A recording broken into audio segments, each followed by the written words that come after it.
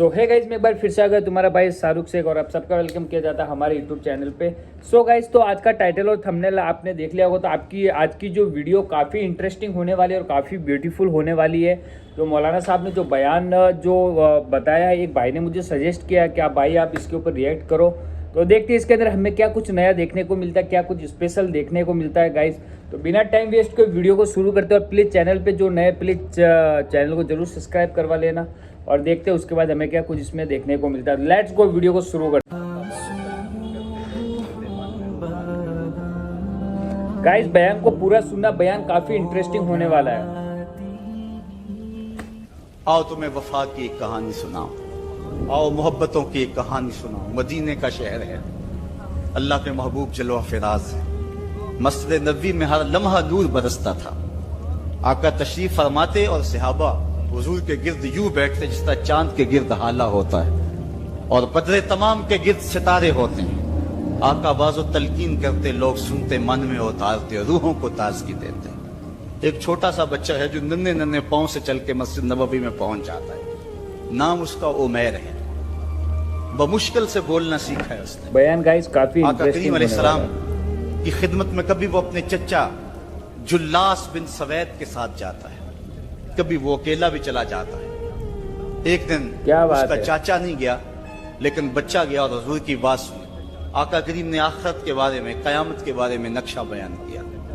जब वो बच्चा वापस पलटा ना तो अपने चचा को कहता है, या अम्मा हो समेत रसूलुल्लाह सल्लल्लाहु अलैहि वसल्लम युखबिरुना अनिस्सा हत्ता कअन्नी अराहा रायल ऐन। ऐ मेरे चचा, आज मैंने हुजूर को कयामत का जिक्र करते देखा है और हुजूर ने ऐसा जिक्र किया है कि कयामत का नक्शा मेरी आंखों के सामने आ गया था। ये बात जो है वो उस बच्चे ने अपने चचा को सुनाई, क्योंकि चचा आज गैर हाजिर था और बेटा चाह रहा था कि मैं अपने चचा को भी हुजूर की मजलिस से वो सुनी हुई बात बता दूं, बहुत खूबसूरत, और जो महरूम हो गया इसकी महरूमियां दूर हो जाए। लेकिन उसका चाचा जुल्लास बिन सवैद अजली बदबख्त था। उसने कहा, वल्लाहि लौ काना मुहम्मदुन सादिकन लनहनु शर्रु मिनल हमीर। अल्लाह की कसम, अगर मोहम्मद सच्चा है ना तो हम गधों से भी फिर गए गुजरे। जब ये बात कही उसने तो उस बच्चे के पांव तले से जमीन निकल गई कि मेरा चचा क्या बोल रहा है।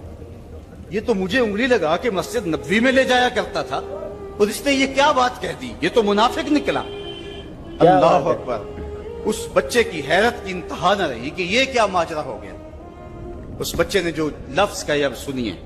उसने कहा, या अम्मी, ऐ मेरे चचा, वल्लाहि इन्नका कुन्ता मिन अहब्बिन नास इला कल्बी।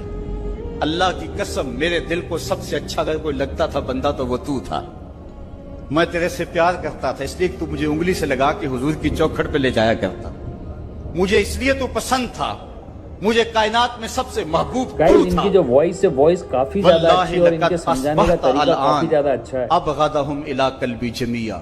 और अब मेरी हालत यह है, जितना बुरा तू लगता है वल्लाह मुझे कोई भी नहीं लगता। या अम्मे अना बैनल इस्नतैन। हमारे माँ बाप कुर्बान उस बच्चे में। हजरत उमैर बिन साद रज़ी अल्लाह ताला कहता, या अम्मे, ऐ मेरे चचा, वल्लाहि इन्नका कुन्ता मिन अहब्बिन नास इला कल्बी। इस जमाने में सबसे प्यारा मुझे तू लगता था। वल्लाहि लक़द अस्बहता अलआन अबग़दुहुम इला कल्बी जमिया। और आज सबसे ज्यादा मुझे बुरा तू लगता है। आगे लफ्ज़ सुनिए बच्चे के, या अम्मे अना बैनल इस्नतैन। चचा जी, अब मैं ऐसे दो राहे पे खड़ा हो गया हूं। दो रास्ते जाते हैं। एक रास्ता तो मेरे लिए ये है, इम्मा अन अखून अल्लाह व रसूलहू फला उखबिर रसूल। एक रास्ता तो ये है कि मैं अल्लाह और उसके रसूल से खयानत करूं और जो तेरी बात है वो रसूलुल्लाह को ना बताऊं। एक तो ये रास्ता है कि मैं हुजूर से खयानत करूं, अल्लाह से भी खयानत करूं, और जो तूने कहा है, जो तूने बदतमीजी की है, मैं वो बात हुजूर को ना बताऊं। व इम्मा अन उखबिर रसूला वलियकुम मा यकून। और दूसरा रास्ता मेरे पास ये है कि जो तूने कहा है मैं जाके हुजूर को बताऊं, फिर जो हो सो हो। बस अब मेरे पास दो ही रास्ते हैं। फकाला जुल्लास बिन सवैद, उसके चचा जुल्लास बिन सवैद ने कहा, انت طفل غض لا يصدقك الناس فقل ما شئت. تو نا سمجھ سا صحیح ہے. بچہ ہے, چھوٹا سا بچہ ہے, تیری بات کس نے ماننی ہے, جا جو جی چاہتا ہے کہہ لے. وہ بچہ اٹھا اور حضور کی مجلس میں پہنچ گیا, حضور کی چوکھٹ پہ حاضر ہوا. اور وہ بچہ کیا کہتا ہے, صاحبو ان کانوں سے نہیں, ان جملوں کو دل کے کانوں سے سننا ہے. اور اس دعا کے ساتھ اللہ ہماری نسل کو بھی حضور کا ایسا پیار دے, حضور کی محبتیں دے. وہ کیا کہتا ہے, یا رسول اللہ صلی اللہ علیہ وسلم, الجلاس بن سوید خان اللہ و رسولہ. حضور جلاس بن سوید نے اللہ اور اس کے رسول سے خیانت کی ہے. وَهُوَ عَمِّي, اور میرا چچا لگتا ہے.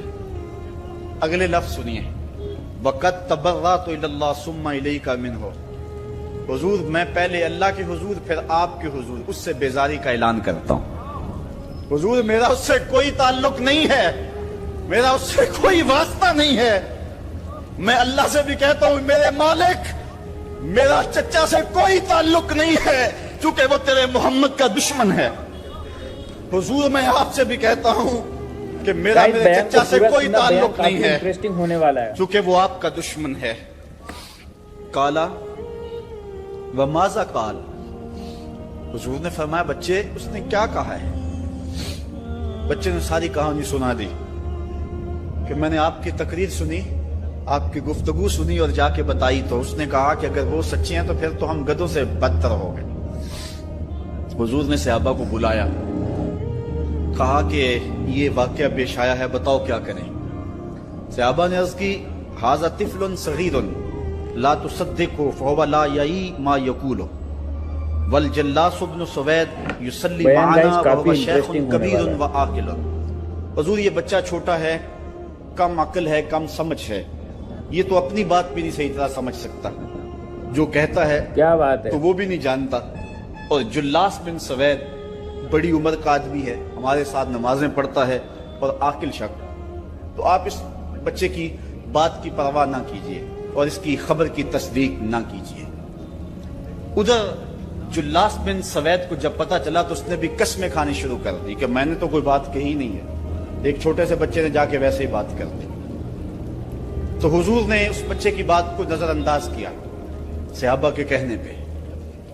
اب اس بچے نے جب دیکھا کہ میری بات حضور نے قبول نہیں کی ہے تو اس نے جھولی پھیلا لی اور آسمان کی طرف دیکھ کر کے کہا, اللہم ان کنت صادقا بہت خوبصورت بیان ہے فصدقنی وان کنت کاذبا فکذبنی. اے اللہ اگر میں جھوٹا ہوں تو مجھے جھوٹا کر دے, اور اگر میں سچا ہوں تو میری سچائی کا اعلان کر دے. یہ بچے نے جب بات کی تو ابھی اس نے منہ پہ دعا مانگ کے ہاتھ نہیں پھیرے تھے کہ جبریل آ گئے. اور سورہ توبہ کی آیت نازل ہوئی, یحلفون باللہ ما قالوا وَلَقَدْ قَالُوا كَلِمَةَ الْكُفْرِ وَكَفَرُوا بَعْدَ إِسْلَامِهِمْ. یہ قسمیں کھاتے ہیں کہ ہم نے یہ بات نہیں کی ہے. کیا بات ہے, محبوب انہوں نے اسلام لانے کے بعد کلمہ کفر بولا ہے, انہوں نے کلمہ کفر بولا ہے, اس نے بات کہی ہے. تو اللہ تعالیٰ کے محبوب نے اس بچے کو اپنے پاس بلایا, کہا مرحبا بالذی صدقہ ربہ من فوق سبع سماوات. خوش آمدید وہ بچے جس کی 7 آسمانوں سے اوپر رب نے بھی گواہی دی ہے, جس کی رب نے بھی گواہی دی ہے. پھر حضور نے اس بچے کے کان کو پکڑا اور فرمایا وفت اذنک یا غلام. ان کی جو وائس ہے وائس کافی زیادہ اچھی اور ان کے سمجھانے کا طریقہ کافی زیادہ اچھا ہے. ٹھیک ہی سنا تھا, اور تو وہ ہے جس کی گواہی اور جس کی تصدیق میرے رب نے فرمائی. اللہ اکبر. حضرت عمر رضی اللہ تعالیٰ عنہ کا دور آیا تو انہوں نے حضرت عمیر بن سعد انصاری رضی اللہ تعالیٰ عنہ کو حمص کا گورنر بنا دیا. اور پھر جب وہ فوت ہوئے تو حضرت عمر روئے, فرماتے کاش کہ میرے پاس عمیر جیسا کوئی دوسرا آدمی ہوتا اور میں مسلمانوں کی محافظت کے لیے اسے مقرر کرتا. اللہ اکبر. تو حضور علیہ السلام کی محبت اور حضور کے ساتھ وفا کا یہ رشتہ اور یہ تعلق اور یہ گہرا ربط اللہ تعالیٰ کی محبت کا بندے کو مستحق کرتا ہے. اللہ نے بھری بزم کے اندر اس بچے کو عمیر بن سعد رضی اللہ تعالیٰ عنہ کو جھوٹا نہیں ہونے دیا. تو اقبال کہتا ہے کی محمد سے وفا تو نے تو ہم تیرے ہیں, یہ جہاں چیز ہے کیا लौह कलम तेरे हैं। किसी अमीर शख्स का नाम है क्या? बदन के ऊपर पैबंद लगे लिबास पहनने वाले वो फाका मस्त क्या उमरा की फहरिस्त में आते थे? हमें तो वो कहानी भी इस्लाम की गुर्बत की याद आती है कि जब उहद के अंदर 70 शहीदों के लाशें पड़े हुए हैं तो हजरत सफिया हुजूर की फुफ्फी अपने भाई हमजा के लिए 2 चादरें लेकर के कफन की आती है। तो हुजूर अलैहिस्सलाम ने फरमाया कि जिस कब्र में हमजा को दफन किया जाए उसी कब्र में मुसअब बिन उमैर को भी कफन दिया जाए और दफन किया जाए।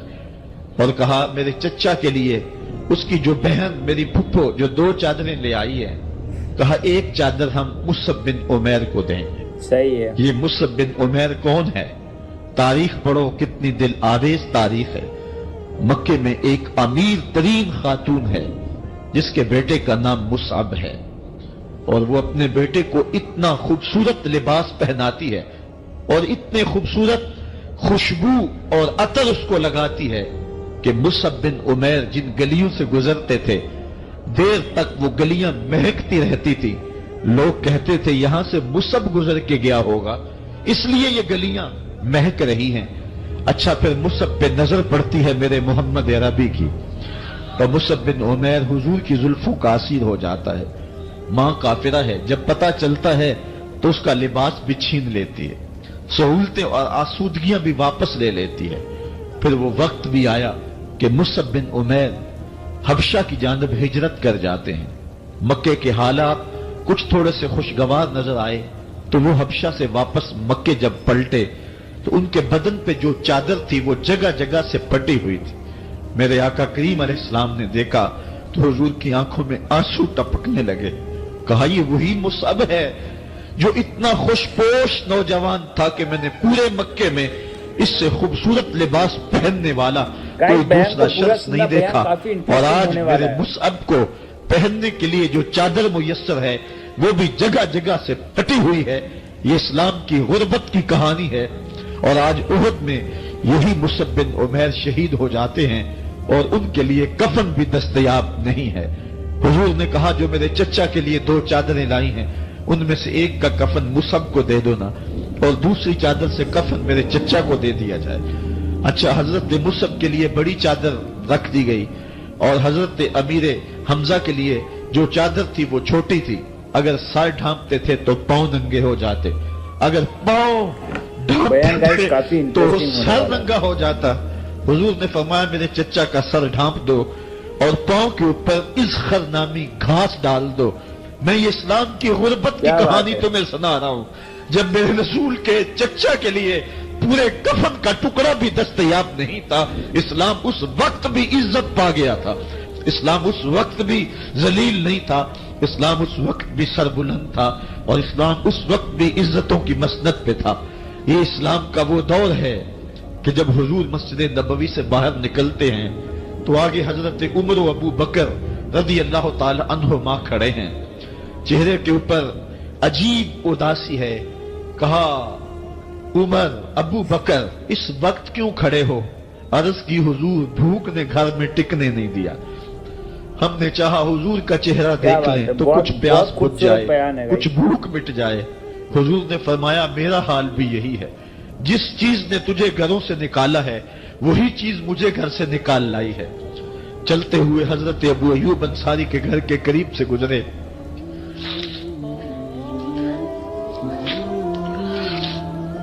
हुजूर की खुशबू पाके वो बाहर आ गए। अर्ज की बंदा नवाज आज मेरे मेहमान नहीं बनते? हुजूर ने कहा तुम्हारी मर्जी। घर ले गए, चटाई बिछाई, हुजूर को बिठाया, घर वालों को बकरी का बच्चा ज़बह करके दिया। कहा जल्दी जल्दी खाना तैयार करो, मेरे आका को भूख लगी होगी। ये कह के वापस आए, हुजूर के पास बैठे, नजर चेहरे पे पड़ी तो घबरा गए। ज़कात के आसार इतने वाजे थे कि समझ आ रही थी कितने दिनों से हुजूर ने कुछ नहीं खाया। उठ के बाग में चले गए, खजूरों का खोशा तोड़ा, हुजूर के सामने रखा। कहा बंदा नवाज जब तक खाना तैयार नहीं होता वॉइस काफी ज्यादा ये खजूरें तनावुल फरमाएं। थोड़ी देर के बाद खाना दस्तरखान पे लग गया। حضور سے عرض کی گئی حضور آئیں کھانا تناول کر لیں. حضور نے دسترخوان پر تشریف فرما ہو کر کے حضور نے کپڑا اٹھایا تو حضور نے جب دیکھا کہ کھانا ہے تو حضور نے ایک روٹی لی اور چند بوٹیاں اٹھائیں اور ایک خادم کو بلا کر کے کہا جاؤ ہمارے گھر دے آؤ, میری بیٹی فاطمہ کتنے دنوں سے بھوکی. کہا جاؤ ہمارے گھر دے آؤ, میری فاطمہ کتنے دنوں سے بھوکی بیٹھی ہوئی ہے. مال کے کونین ہیں گو پاس کچھ رکھتے نہیں, دو جہاں کی نعمتیں ہیں ان کے خالی ہاتھ میں. آپ کو پتا ہوگا کہ جب میرے رسول کا انتقال ہوا ہے, حضور کا وصال ہوا ہے, تو حضور کی ایک زرہ ایک یہودی کے گھر میں گروی رکھی ہوئی تھی. حضور نے زرہ رکھ کر کے اس سے قرض لیا ہوا تھا. یہ اسلام کی غربت کی کہانی ہے اور پھر اللہ نے اسلام کو امارت کے رنگ بھی دیے. صحیح بات ہے. اور تمہیں کہانی سناؤں, حضرت عدی بن حاتم روایت کرتے ہیں, صحیح بخاری میں روایت ہے. یہ حاتم تائی کے بیٹے ہیں. کہتے ہیں میں حضور کی خدمت میں حاضر ہوا, ایک شخص آیا کہنے لگا حضور غربت نے میرا برا حال کر دیا ہے, اور اس نے شکایت کی غربت کی, پسماندگی کی اور اپنی معاشی بدحالی کی. پھر ایک شخص آیا کہنے لگا حضور میرے پاس دولت تو ہے لیکن میں نے جس منزل پہ جانا ہے راستہ پر خطر ہے, تو میرے لیے کیا حکم ہے کہ میں کیسے راستہ طے کروں. تو یہ دو لوگوں نے یہ باتیں کی تو حضرت عدی کہتے ہیں کہ حضور نے روح سخن میری جانب موڑا اور میری جانب مخاطب ہو کے کہا عدی تو نے ہیرا دیکھا ہے؟ عدی کہتے ہیں میں نے عرض کی حضور دیکھا نہیں سنا ہے, ہیرا یہ شہر ہے عراق کا. تو حضور نے فرمایا عدی تو نے ہیرا دیکھا ہے؟ میں نے کہا نہیں حضور دیکھا نہیں, اس کا تذکرہ سنا ہے. فرمایا عدی اگر اللہ تجھے زندگی کی مہلت دے تو ہیرا سے ایک خاتون چلے گی, تو اپنی آنکھوں سے دیکھے گا اور مکے تک پہنچے گی اور اللہ کے گھر کعبہ کا طواف کرے گی اور اس کو ہیرا سے لے کر کے مکے تک اللہ کے علاوہ کسی کا ڈر نہیں ہوگا. کہتے ہیں کہ میں نے دل میں کہا کہ پھر بنو طے کے ڈاکو مر گئے ہوں گے جنہوں نے عرب کے اوپر روب ڈال رکھا ہے, تو وہ تو پھر ختم ہو گئے ہوں گے. کہتے ہیں میں ابھی سوچ ہی رہا تھا کہ حضور نے مزید میری حیرت میں اضافہ کرتے ہوئے کہا عدی اگر تجھے اللہ نے زندگی کی مہلت دی تو تو دیکھے گا کہ کسرا کے خزانے تیری جھولی میں ہوں گے. تو اس دور کی سپر طاقت تھی. میں نے کہا حضور کسرا بن ہرمز؟ حضور نے فرمایا ہاں کسرا بن ہرمز. کہتے ہیں کہ حضور نے پھر فرمایا عدی اگر تو زندگی پائی تو تو وہ دن بھی دیکھے گا کہ ایک شخص زکوٰۃ کی رقم لے کر کے, زکوٰۃ کی چاندی لے کر کے, زکوٰۃ کا سونا لے کر کے نکلے گا اور اس کو کوئی زکوٰۃ کا مستحق ہی نہیں ملے گا. حضرت عدی بن حاتم کہتے ہیں کہ پھر میں نے وہ منظر اپنی آنکھوں سے دیکھا کہ ہیرا سے خاتون چلی اور مکے تک پہنچی اور امن ایسا تھا کہ اس کو اللہ کے علاوہ کسی کا ڈر نہیں تھا. پھر وہ لمحے بھی میں نے دیکھے کہ کسرا بن ہرمز کے خزانے مسجد نبوی کے باہر پڑے ہوئے. تو کہتے ہیں تیسری چیز میں دیکھ نہ سکا اور میں نے لوگوں کو کہا کہ یہ میں تو نہیں دیکھ سکا, میری شاید زندگی وفا نہ کرے, اور اگر تمہاری زندگی وفا کرے تو تم دیکھنا میرے آقا نے جو فرمایا تھا 2 باتیں تو پوری ہو گئی ہیں اور تیسری بات تم دیکھ لو گے. حضرت یحییٰ بن سعید فرماتے ہیں کہ حضرت عمر بن عبد العزیز کا زمانہ تھا اور انہوں نے مجھے افریقہ کی جانب زکوٰۃ وصول کرنے کے لیے بھیجا. میں وہاں سے زکوٰۃ وصول کی اور پھر میں زکوٰۃ لینے والے مستحقین کو ڈھونڈنے لگا. تو کہتے مجھے کوئی مستحق نہ ملا. پھر میں غلام پکڑتا اور اس کے پیسے دے کے اس کو آزاد کرواتا چلا جاتا. حضرت عمر بن عبد العزیز کا زمانہ ہے کہ گورنر ہے عراق کا. وہ حضرت عمر بن عبد العزیز کو لکھتا ہے کہ اتنی رقم ہے, اس کا کیا کرنا ہے. تو عمر بن عبد العزیز کہتے رقم لے کے یہاں نہ آنا, وہاں عراق کے لوگوں میں بانٹ دو, جو زکوٰۃ کے مستحق ہیں ان کو تقسیم کر دو. تو گورنر لکھتا ہے جو مستحق ہے ان کو دے دی, اب کوئی مستحق نہیں رہا تو میں کیا کروں. تو حضرت عمر بن عبد العزیز کہتے ہیں جو مقروض ہیں ان کا قرض اتار دو. تو کہتے ہیں کہ ہاں قرض بھی میں نے اتار دیا ہے، رقم پھر بھی بچ رہی ہے، کیا کروں؟ تو حضرت عمر بن عبدالعزیز نے پھر لکھا جو شخص شادی کرنا چاہتے کیا ہیں بات ہے؟ ان کا حق مہر ادا کر دو۔ میں نے کہا کہ وہ بھی کر دیا ہے، رقم پھر بھی بچ گئی، اب کیا کروں؟ تو حضرت عمر بن عبدالعزیز نے مجھے لکھا کہ جو غیر مسلم ہیں، جنہوں نے ٹیکس دیا ہوا ہے، جتنا ٹیکس دیا ہے اس سے دگنے پیسے ان کو قرضے میں دے دو، اور ان کو کہو جاؤ اس کا کاروبار کرو، کھیتی باڑی کرو، اور ساتھ انہیں یہ بھی کہہ دینا قرض کی فکر نہ کرنا اور زیادہ اس میں پریشان نہ ہونا، جب دے سکو گے دے دینا۔ یہ دور بھی پھر اسلام نے دیکھا اور یہ گھڑیاں بھی دیکھی، جب چترے پہنے ہوئے تھے، جب پیبند لگے لباس پہنے تھے، جب پیٹ میں ڈالنے کے لقمہ بھی نہیں تھا، اللہ کا دین اس وقت بھی غالب تھا، اور جب گلیوں کے اندر ریشم بکھرا ہوا ہوتا تھا کوئی اٹھانے والا نہیں تھا، دین اس وقت بھی غالب تھا۔ دین کا غالب ہونا یا نہ ہونا اس کا تعلق جو ہے وہ مال و دولت سے نہیں ہے۔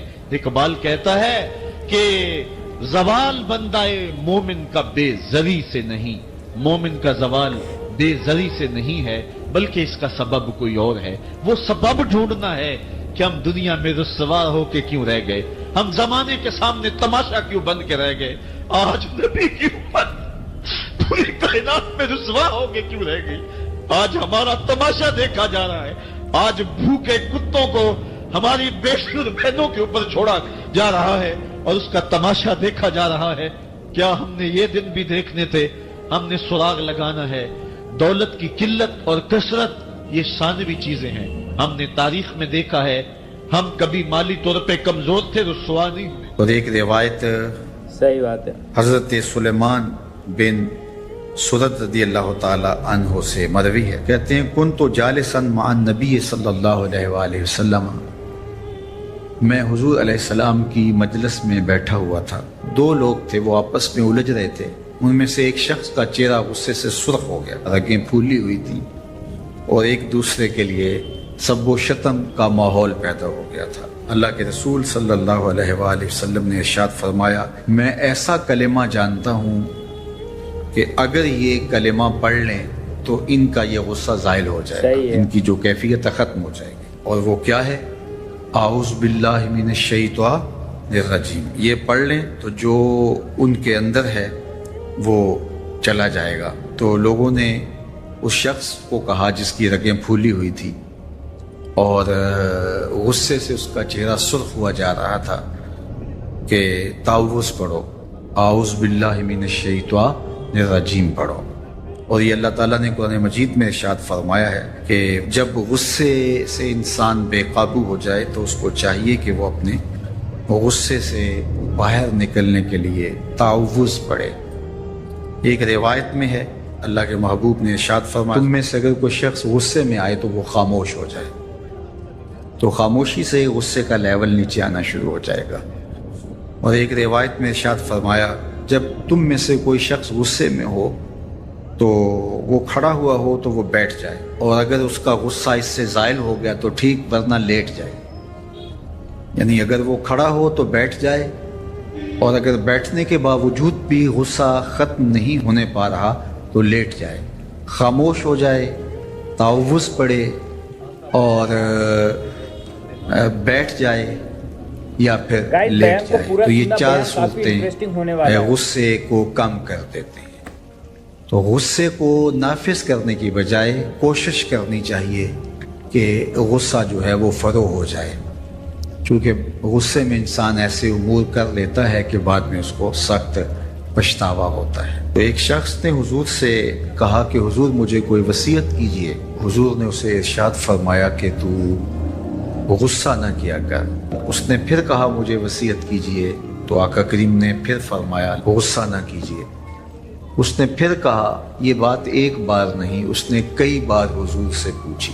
وہ کوئی اور وصیت طلب کرنا چاہ رہا تھا کہ یہ تو ٹھیک ہے کچھ اور وصیت بھی کیجئے۔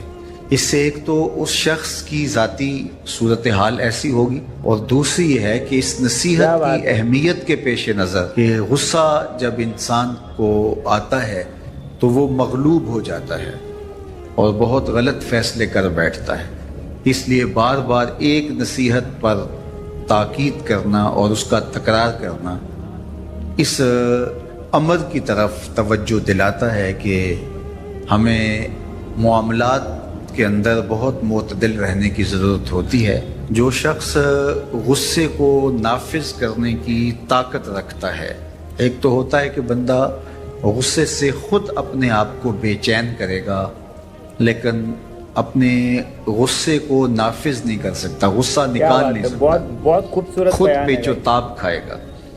لیکن یہ وہ شخص ہے جو غصے کو نافذ کر سکتا تھا، اس کے پاس طاقت تھی، لیکن اس نے اس کے باوجود غصے کو ضبط کیا۔ حضور علیہ السلام نے ارشاد فرمایا، قیامت کے دن اللہ تعالیٰ لوگوں کے سامنے اسے بلائے گا تو اللہ تعالیٰ اسے اختیار دے گا کہ جنت کی حوروں میں سے جس کے ساتھ تم نکاح کرنا چاہتے ہو، جس کے ساتھ تم رہنا چاہتے ہو، تمہیں اس کا اختیار دیا گیا ہے، اس لیے کہ تم نے اپنے غصے کو ضبط کیا، اس کو نافذ کرنے کی طاقت کے۔ یہ بھی ہوتا ہے کہ کسی کو کسی عمل خیر کی توفیق ہو جاتی ہے تو وہ اس پر اللہ کا شکر کرنے کی بجائے دوسرے لوگوں کو جو فی الحال اس توفیق سے محروم ہیں حقارت کی نظر سے دیکھنا شروع کر دیتا ہے۔ بعض اوقات کسی کو نماز پڑھنے کی توفیق مل گئی تو وہ بے نمازیوں کو حقارت کی نظر سے دیکھنا شروع کر دیتا ہے، تو یہ اس کے عمل کا عجب، اس کے عمل کو برباد کا طریقہ کافی زیادہ اچھا ہے۔ اگر اللہ نے آپ کو خیر کی توفیق عطا کی تو آپ ان لوگوں کو خیر کی طرف لانے کی کوشش میں لگ جائیں جو خیر کی راہ پہ نہیں ہیں۔ بے نمازیوں کو نماز کا عادی بنانے کے لیے آپ کی جد و جہد شروع ہو جانی چاہیے کہ یہ خیر مجھے نصیب ہوا تو اس کو بھی نصیب ہو جائے، نہ یہ کہ آپ کسی کو حقارت کی نظر سے دیکھیں اور خود پسندی کے مرض میں مبتلا ہو جائیں کہ دیکھو میں نمازی ہوں اور میرے پاس یہ ہے اور فلاں کے پاس یہ نہیں ہے۔ تو اس پر اللہ کا شکر ادا ضرور کیجئے کہ اللہ نے مجھے توفیق عطا کی، لیکن کسی کو حقیر جاننے کی بجائے اس کو خیر کی راہ پہ لانے کی کوشش کریں، تو یہ آپ کے صالح اعمال کی قبولیت کا ذریعہ بن جائے گا۔ نہیں تو اگر ریا شامل ہو گئی تو عمل برباد، اگر تکبر آ گیا تو اللہ کو تو پسند ہی نہیں، اگر عجب پیدا ہو گیا تو عمل کا نتیجہ آپ کو نصیب بھی نہیں ہو سکے گا۔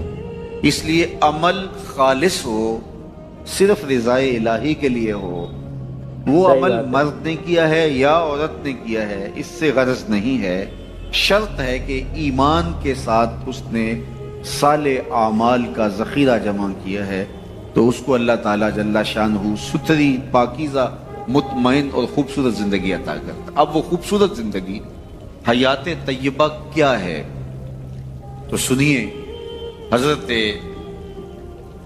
سعید بن جبیر رضی اللہ تعالیٰ عنہ فرماتے ہیں کہ حیات طیبہ سے مراد الرزق الحلال ہے۔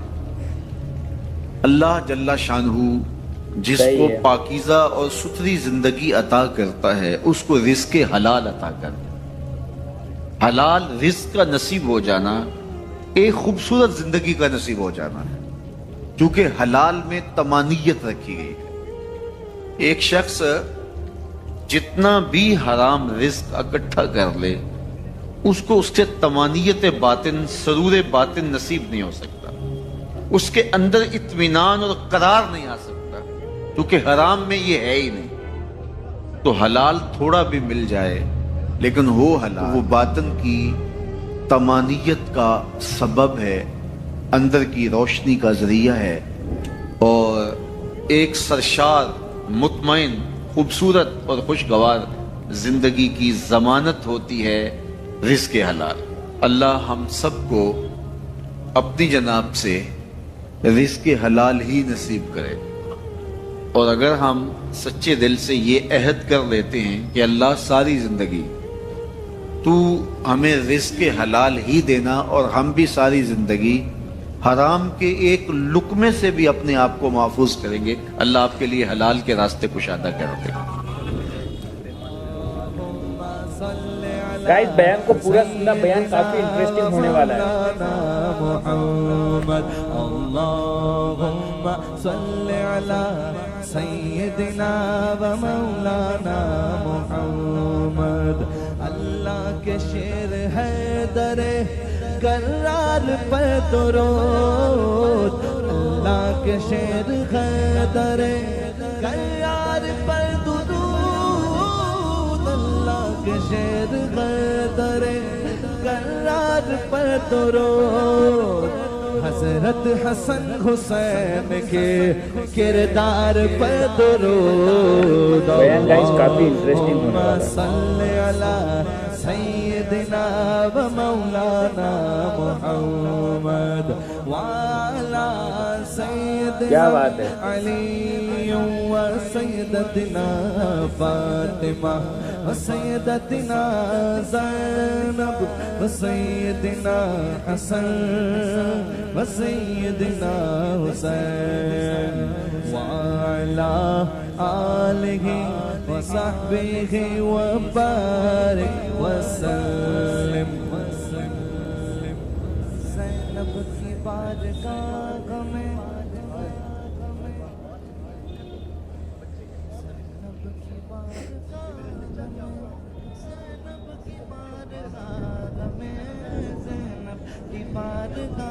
کیا بات ہے، بہت بہت خوبصورت بیان ہے گائز۔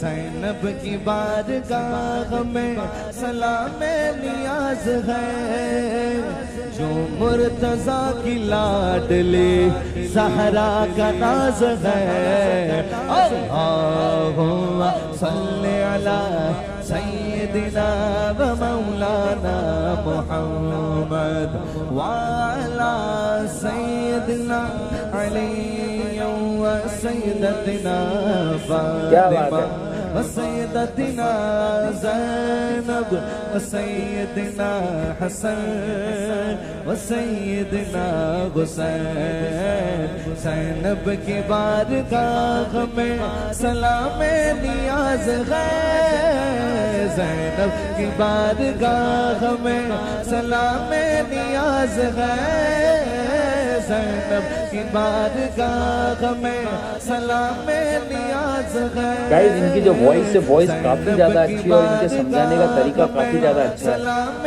نیاز ہے، جو مرتضیٰ کی لاڈلی زہرا کا ناز ہے، اللہم صلی علی سیدنا و مولانا محمد۔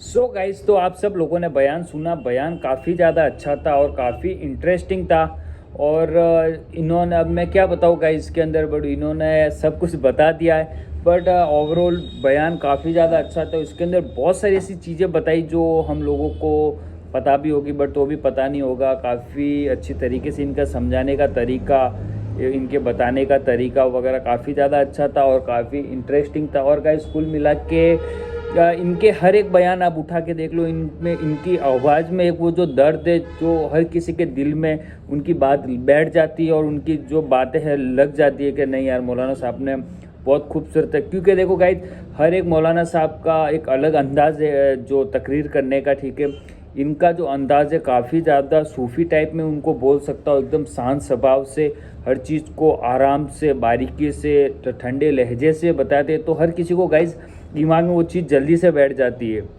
ٹھیک ہے نا۔ تو گائز آج کے لیے اتنا ہی، ملتے کسی نیکسٹ ویڈیو کے اندر، جب تک کے لیے بائے، لو یو۔